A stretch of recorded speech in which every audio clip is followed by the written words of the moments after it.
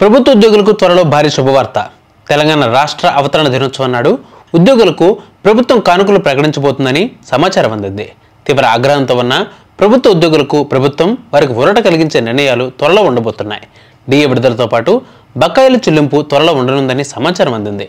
త్వరలో ప్రభుత్వ ఉద్యోగులకు రాష్ట్ర ప్రభుత్వం తీపి కబురు అందించబోతోంది. ఉద్యోగుల డిమాండ్లపై ఇప్పటికే అధికారుల కమిటీని ఏర్పాటు చేసిన ప్రభుత్వం కొన్ని డిమాండ్ల పరిష్కారానికి అంగీకరించినట్లు సమాచారం వచ్చింది.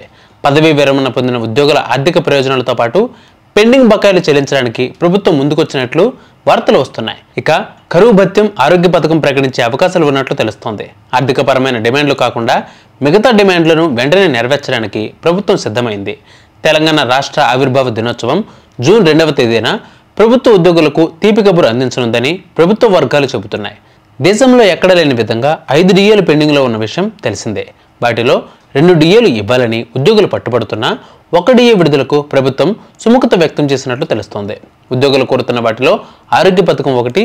అది ప్రకటించడానికి ప్రభుత్వం సిద్ధమైనట్లు ప్రభుత్వ ఉద్యోగ సంఘాల ప్రతినిధులు సూత్రప్రాయంగా చెబుతూ ఉన్నారు. తీవ్ర ఆగ్రహంతో ఉన్న ప్రభుత్వ ఉద్యోగులను చల్లార్చేందుకు జూన్ 2వ తేదీన ప్రభుత్వం ఈ ప్రకటన విడుదల చేసే అవకాశం ఉంది.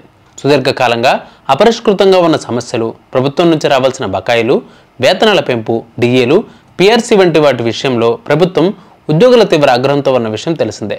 ఇప్పటికే పలుమార్లు ప్రభుత్వం దృష్టికి తీసుకువెళ్లారు.